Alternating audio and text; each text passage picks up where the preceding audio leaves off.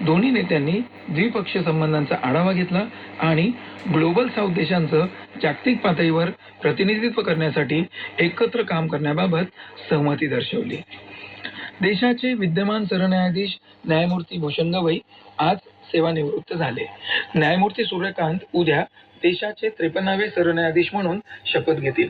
राष्ट्रपती द्रौपदी मुर्मू उद्या सूर्यकांत यांना पदाची शपथ देतील.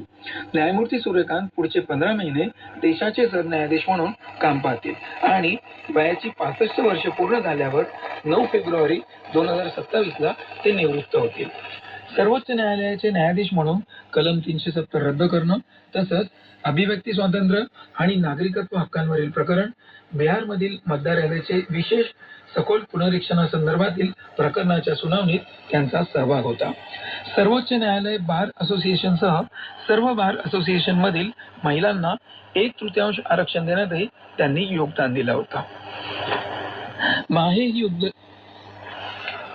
माहे ही युद्धनौका उद्या मुंबई इथं नौदलाच्या ताफ्यात दाखल होणार आहे. माहे या श्रेणीतली ही पहिली पाणबुडी विरोधी उथळ पाण्यातली युद्धनौका कोचीच्या जहाजबांधणी गोदीत तयार झाली असून यात 80% पेक्षा जास्त सामान